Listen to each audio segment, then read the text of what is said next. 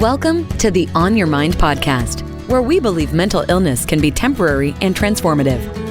Stay tuned for innovative, effective tools from experts in the field of mental health. Hosted by Timothy J. Hayes, psychologist. This podcast aims to change the narrative around mental illness. Move from a place of fear to a place of hope and solutions. Here on Your Mind.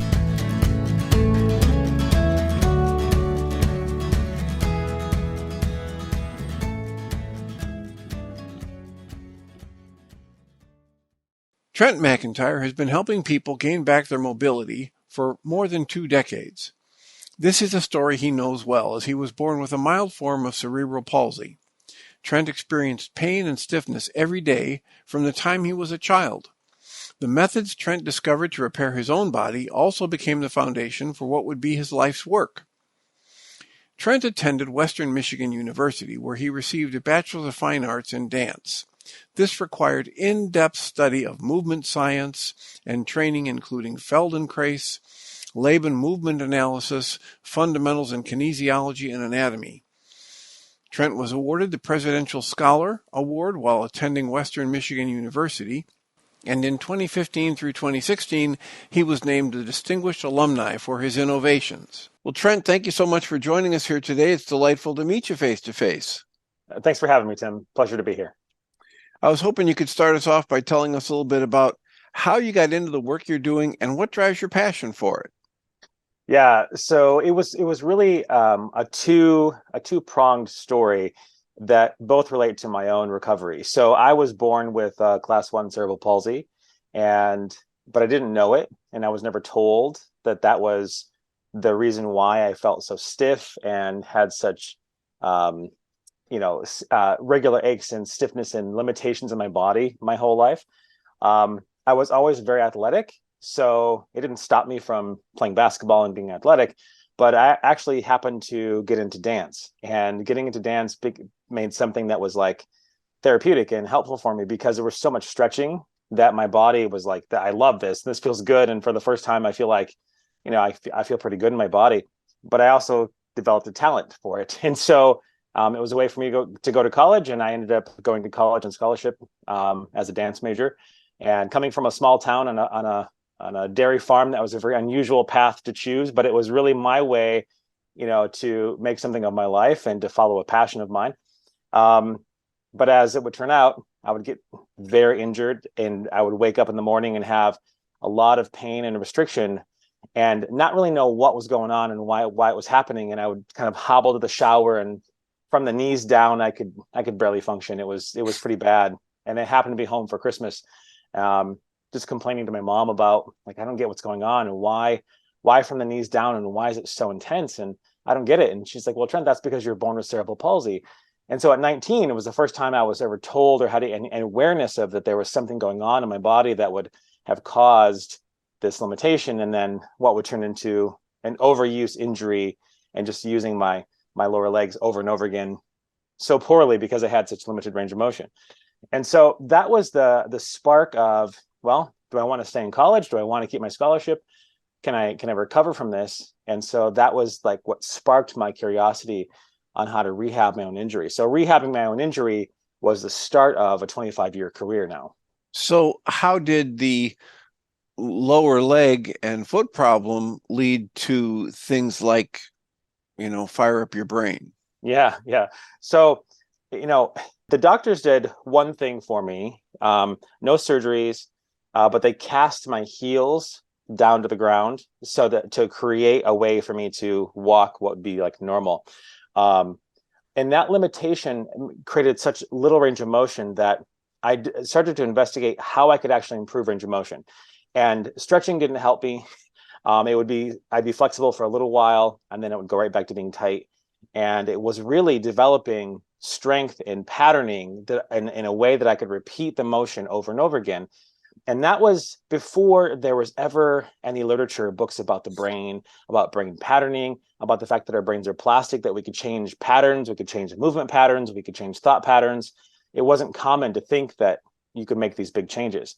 And so as I was using the exercises I developed, there's more and more literature that's being published, and I'm realizing that what I'm doing is actually more brain-based than like making muscles strong or working on joint mobility. And my curiosity about the brain exploded when I realized that I also had I for many years I fell asleep when I was reading because my two eyes didn't work well together. And again, it's about brain performance, because when your eyes don't work well together, then your brain is overloaded with the stress of your eyes not functioning.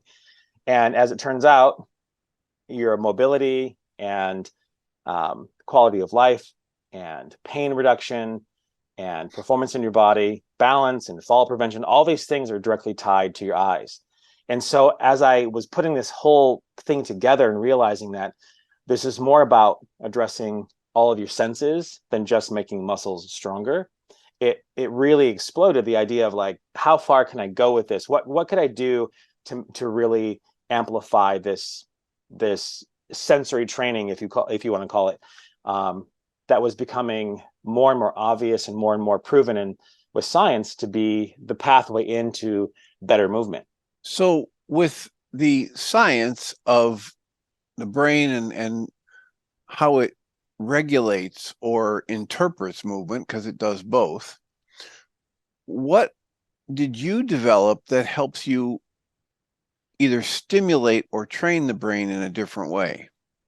Yeah, so I really want to make things accessible for people, and I realized when I was working with some really great vision therapists that the work that they're doing isn't necessarily fun for kids and fun for adults.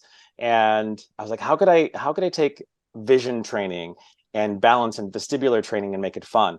And so I was like, I love playing with the ball, so let's do an inflated ball. So I actually had a ball manufactured that is a bright orange inflatable ball that has A through Z and 1 through 12 printed on it.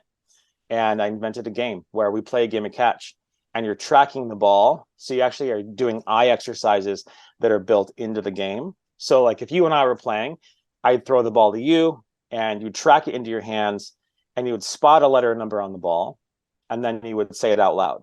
And you'd throw it back to me, and I'd do the same thing. I'd track it in my hands, spot a letter or number, and then say it out loud. And what that does is it takes the brain through its natural processing. So we use our senses to take in information from the world, we decide what to do with them, and then we act on it. So that sense, decide, act cycle is happening over and over again when you're playing this game. And because you're using your eyes, you are also exercising literally the muscles that coordinate the eyes. So it's this 1-2 punch where we can get the brain to practice its natural processing cycle, and we're exercising your eyes, but it's built into a fun game. So we're not bored with it after a minute. We can stay engaged with it for a long periods of time in our life. So it's just a few minutes a day, but in terms of long periods of time, that's really like, for a lifetime, you have a tool sitting at your desk or next to your chair that you can use to help with regulation, help with your balance, etc. So how did that impact your the discomfort you were having with cerebral palsy? Well, because the eyes are directly tied to movement quality, the ability to improve eye strength, eye range of motion, eye coordination is directly related to better outcomes in your body. So whether you want to just have a better gait, you want to walk better, you want to have better balance or fall prevention, or kids with ADHD, it's all tied to the eyes. And a lot of the new research shows us that your eyes are actually an extension of your brain. It's less that it's an attachment that sends information to the brain, but it's actually part of your brain.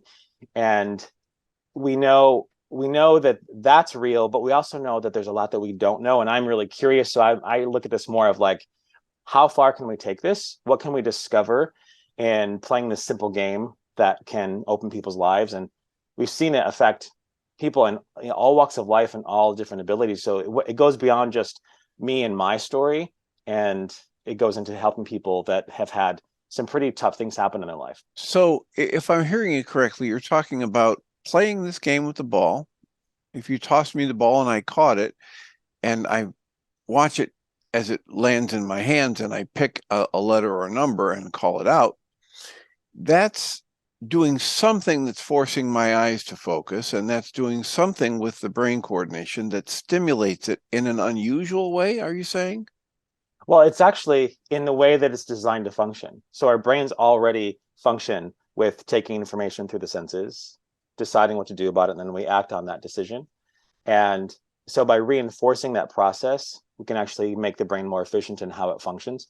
And because we're using your eyes to track and move, we make your sense stronger and more efficient. So you're giving better information to the brain, and so it can then practice processing it, and you get more efficient response. So it strikes me that one of the things you're doing is kind of replacing what we've lost by becoming a sedentary population, right? If we were out walking around, moving, planting, we would be using a lot more of that hand-eye coordination. Whereas if you look at most people in their current life today, they're not doing very much of that. Is that how you think about some of this? Absolutely. And if you go back to even when you're in school and there was recess, recess was actually built for sensory input. You have spinning and swinging and running and throwing and catching all happening right away. Like you hit the playground as a kid and you're on the merry-go-round, you're hanging from the monkey bars, you're playing kickball, you're throwing a ball, you're catching it, doing a lot of things that require your visual and your vestibular system to be engaged. And I think it's often been looked at as a way to like burn off steam, like get the kids outside, let them burn off some steam. But it's actually more powerful than that. And when you take away those elements, and as you become an adult, you definitely are not going out on the playground and playing as much. And if you're not athletic, then you're not doing a sport that might require you to use your senses. And you're sitting in front of a computer, or you're sitting at your desk, or whatever you might be doing. So yeah, you go from really giving a lot of sensory input as a kid, and it just becomes less and less and less as you get older. So are there different uses for the ball or different exercises for different trouble areas? Let's say if I'm like, one of the things you mentioned was falling asleep while reading. There's the other idea of I can't pay attention. My attention gets drawn to every shiny object or every little noise. Or let's say we have a person who struggles with depression. Are there different things you do with your ball and brain exercises for these different things, or is it just one size fits all? Oh, it's definitely not one size fits all. I put programs together. So we have programs specifically for kids, and it's for kids that are recover or trying to rescue themselves and have their parents rescue themselves from ADHD symptoms. And as a parent of two kids with ADHD who are now in college, we've been through a lot and trying to find ways to support them. And it turns out that by giving them sensory training, by exercising their eyes, they have a much stronger ability to sit and focus and do homework. And I got a call from a mom in Chicago a while back. She has a 13-year-old daughter. She got the brain speed ball for herself, but her daughter snagged it and she started coming up with her own games. And the mom's like, "You don't understand. We've been struggling with homework for so long, and what this creates in my house is so much stress and anxiety every night when it's time for homework." And for the first time in her life, she could do her homework. And it was just from playing a simple game with a brain speed ball. And, while you can get creative, you can come up with your own games. I do design games specifically for the different populations. So kids have specific games. We have a seniors program that's more focused on balance and fall prevention. So it's definitely going to incorporate more vestibular, more head movement to make sure that we're addressing like really where balance lives. And that's really in the brain and in the inner ear. And then for athletes, a lot of times athletes are getting injured because of a weakness in the sensory system, or they're not able to perform at the top level because of a weakness there. So we design specific games for those populations. So certainly you can come up with your own game, and we encourage people to come up with their own games and get creative, but it's better. Oh, go ahead. Well, I liked one of the things that in one of the videos that you've got, Ask Trent, and you were taking questions from people, and one person said, "Well, we get bored just passing the ball back and forth. What can we do?" And one of your suggestions was to have the child create their own game and then come back and teach it to the parent. So you're encouraging the creativity, and you're getting a buy-in from the child if they've created their own game. Yeah, absolutely. And a lot of times, when parents, I know from experience, when parents are trying to help their kids, you want them to do things right, do it the right way, do it the correct way.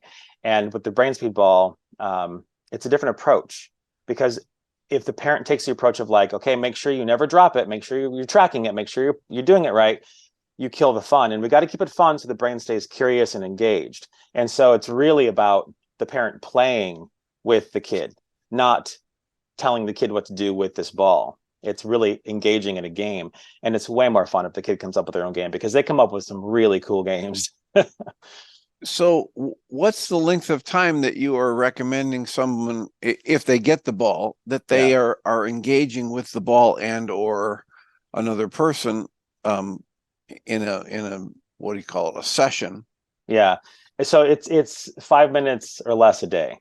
So we see pretty strong results in up to 3 minutes, but you don't need more than 5 minutes. You can actually create a regular daily practice. You can set a thing where maybe you do it before you go to school, or maybe you're doing it before you go on a walk, or maybe you're doing it before dinner. You just kind of build it into your schedule, and because it's only a few minutes and it's easy to play, you don't have this big thing you've got to take on now, like more time and more effort. You learn how to play the game, and then you can't unlearn it. And then you just use it as a resource for yourself. And I imagine that an individual could do this on their own. They can either toss Oh the yeah. ball up and spin it, or they can bounce it off a wall and catch it. Yeah. And Yeah. I have one at both of my desks, and that's a lot of times what I do when I'm sitting at the computer a lot. And it's like I just throw it against the wall and get myself moving, get my senses back on track, and not just staring at a computer screen for 4 hours. so what are the kinds of things that can benefit from engaging with, the brain ball? Is that what you call it? Yeah, the brain speed ball. Yeah. Brain speed Yeah. ball? Yeah, so it's really what I encourage people to do is to measure having a before and after. So, if you're trying to improve a specific skill, maybe if your child is struggling with homework or regulation, then you can actually, take an assessment of what homework is like and what the regulation is like, and then incorporate the brain speed ball and look and make a comparison of what's happened for them, and have them talk about how they feel after Well, they play. and I love how you are coaching the parent to say, don't feed them concepts. Just ask them, what did you notice? What did you Exactly. notice? So that you're not leading them in one direction or another, Yeah. and getting them to observe for themselves. Do they see a difference? And if so, what? Yeah. So often as a parent, I think we're put in a position where we have to become a mini expert in everything we're giving our kids. We have to know how to do it and what it is and what it's for and how to make all the adjustments. And then this is different. This is like you also learn how to play the game, and you also just get curious about what do you notice, what happened, what's it feel like, and whatever the answer is right. Whatever they're feeling is right, because it's not about correcting them or telling them, no, you're supposed to feel something else, or that's not enough, or that's too much, or kids don't need to hear any more language around they're not enough. They need the freedom to express, like, this is how it feels, or I don't know. I don't know is a good answer too, because as you play, you become more aware of what's really changing and have better words to put on it. Because when it's new, it can be hard to put words on things. When the awareness is new, you're not sure what to put, how to say how you're feeling. So how long have you had the brain speedball? I've been playing with the official manufactured version for about 5 years. Before I had it manufactured, I was making my own different sizes and colors and shapes, and creating my own craft ball to find the right size and shape and size and all of the lettering. So what have you noticed about the range of things that either you and or people that you've worked with, or they've tried it on their own, are finding benefit from? The range of things from anxiety to depression to focus, concentration, Yeah, balance. yeah, all of those things.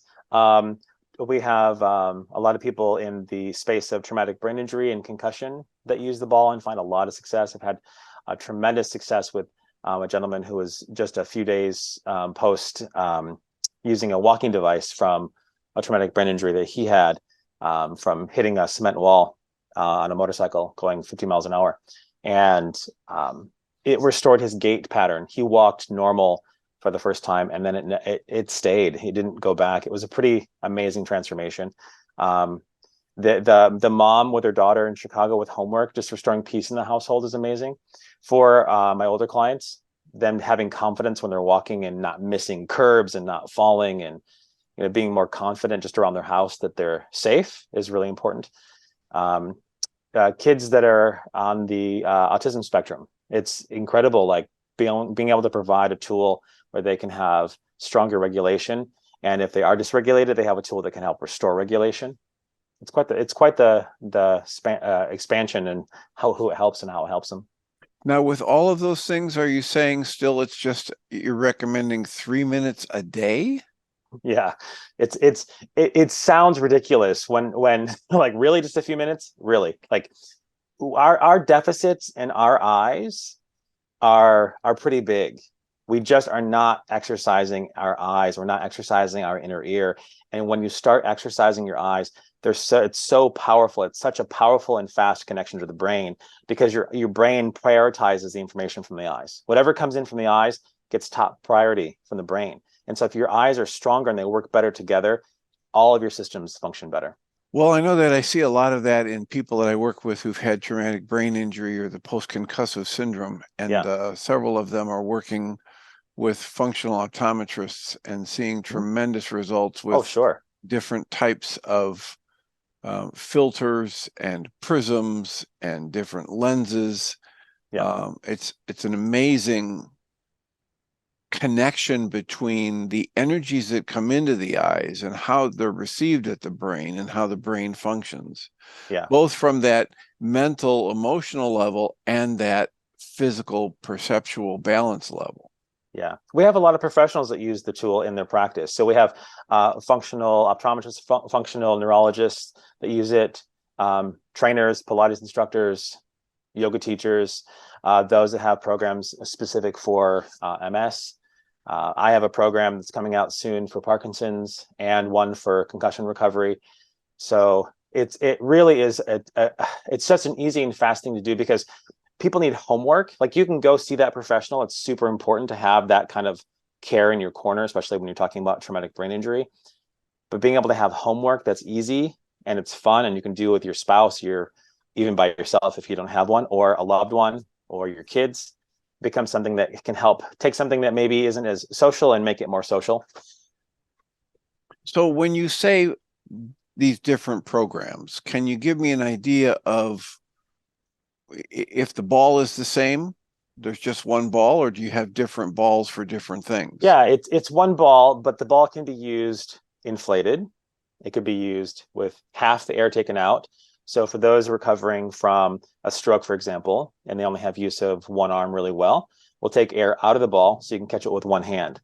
And so that way you can just snag it and squeeze it and still track it and still get the same kind of benefits. You can play the game with two balls. And you can really, depending on what the athletic level of the person is, you can make the game faster, slower, and incorporate multiple ways of playing. So, at a basic level, you're catching the ball and tracking it. But then we've got to make it more fun. Then you've got to, like, turn around, and I'll say go, then you turn back around as I'm throwing the ball. So it's a different experience. Or I could stand behind you and throw the ball from behind and hit the wall so you don't see it coming. You could close your eyes and open your eyes. You can play off the wall, off the floor, so it's bouncing. I coach a volleyball team, and so with my volleyball players, we replace the volleyball with the brain speed ball, and we mimic their sport. So they have to mimic the eye tracking and the speed at which they'd have to be able to get to the ball using the brain speed ball. So they're really tied into tracking with their eyes. It's an easy adjustment for whatever population. So when you talk about having different programs, how are they delivered is my question. Oh yeah, so the programs are online, and they're short videos so that you're not on the computer for a long time learning this. Sometimes programs can be so long online you spend hours trying to, like, quote, learn how to do it. But this is about showing you the games so you can, like, okay, I see the concept, I see how I have to track it, and I see the different kinds of games you can play. So I've named the games. I'll give you instructions online. You can watch, for example, with the kids program, you watch me with a teenager playing the different games and helping you understand how to optimize the game. And then the idea is then you go play the game yourself. And then we give you downloads so you can track your progress, and a worksheet so you can come up with your own game, kind of coach you through the process of inventing your own game to get into the habit of doing that. For seniors, it's really about making it a habit. We want them to really engage in this on a regular basis as a part of their normal daily activities. And so we give them a workbook that they can print and they can follow. Sometimes the online space is a little harder for them, but we make the videos concise and simple to get through so they can get into the game as quick as possible. Well, if somebody wants to look into this for themselves, where would you send them? I'd invite you to go to fireupyourbrain.com, and you can read about the programs. You can read more about me and my story. And if you have questions, you can actually engage some conversation there with me. Shoot me an email, ask a question. Fireupyourbrain.com. Yeah. And what's the range of, if there are different prices, what's the range of a price of a program? Well, a one ball, if you just had a ball, is $21. And the programs right now, they come with a ball and they're $197.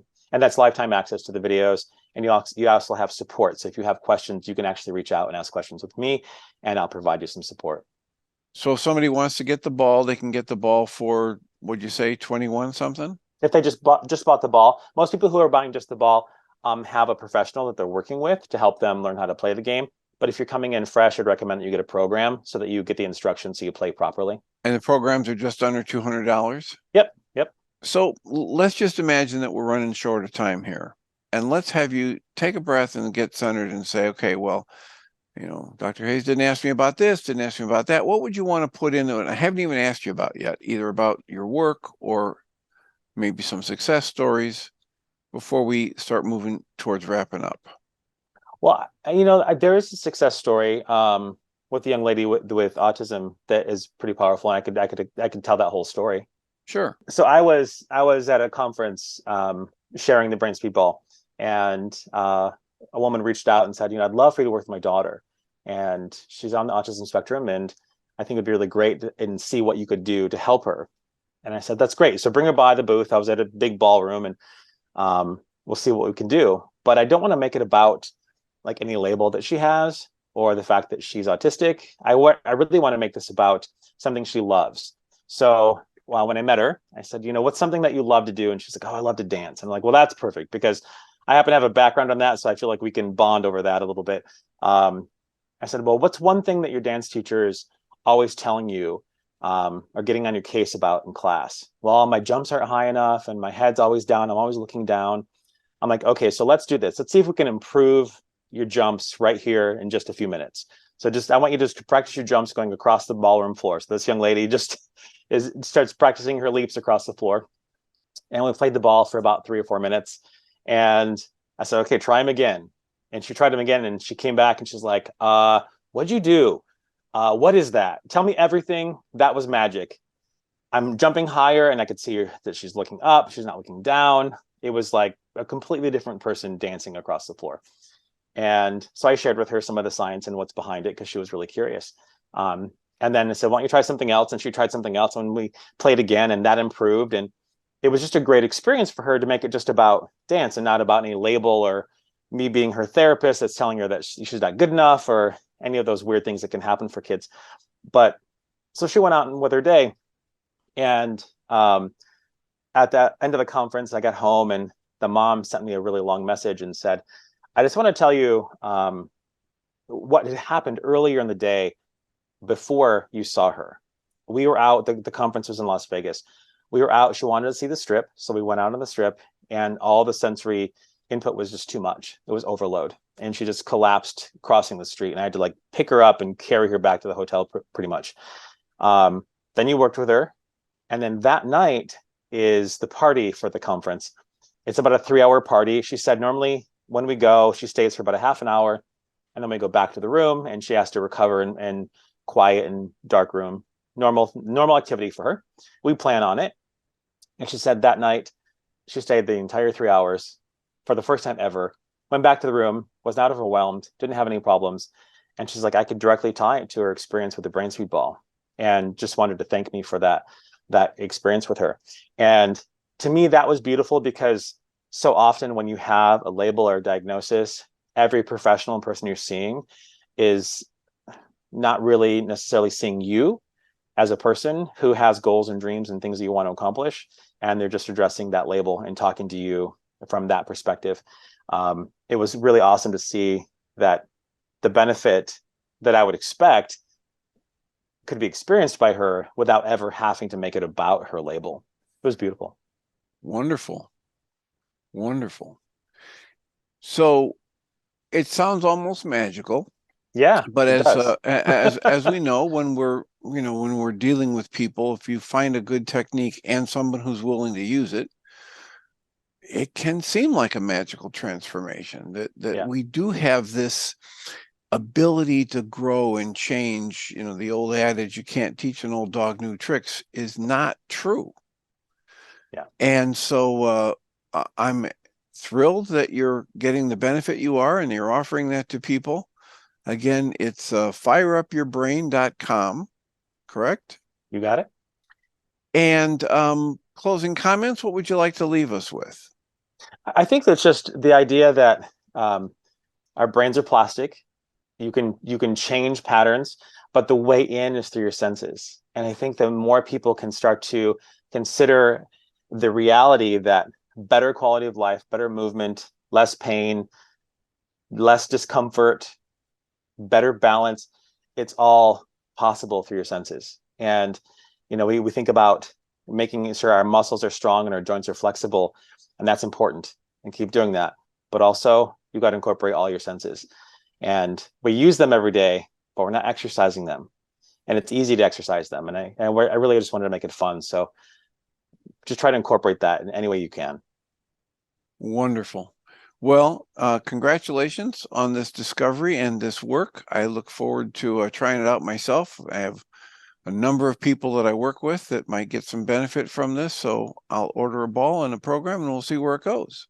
Beautiful. Thanks for having me today. Appreciate it. You're very welcome and deserving. Thank you for being with us. Trent McEntire has been helping people gain back their mobility for more than 2 decades. This is a story he knows well, as he was born with a mild form of cerebral palsy.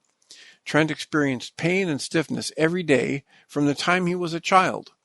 The methods Trent discovered to repair his own body also became the foundation for what would be his life's work. Trent attended Western Michigan University, where he received a Bachelor of Fine Arts in dance. This required in-depth study of movement science and training including Feldenkrais, Laban movement analysis, fundamentals in kinesiology and anatomy. Trent was awarded the Presidential Scholar Award while attending Western Michigan University, and in 2015 through 2016, he was named a Distinguished Alumni for his innovations. Today, Trent's mission is to deliver his methods and tools out to everyone who needs help with moving past physical and brain-related limitations. The Fire Up Your Brain program was created by Trent as a fun, engaging, and affordable way to create support for this mission. In addition to his professional teaching, Trent spends his time problem-solving and educating the world through his Ask Trent live programming and building a network of brain speed coaches, also facilitating speaking engagements to further educate the public on enhancing brain performance. You've been listening to the On Your Mind podcast, offered by Journey's Dream, where we support people through mental health challenges to a place of true and lasting well-being. If you love our show, we invite you to visit onyourmindpodcast.org to join the conversation, access the show notes, and discover our helpful resources. Thank you for listening.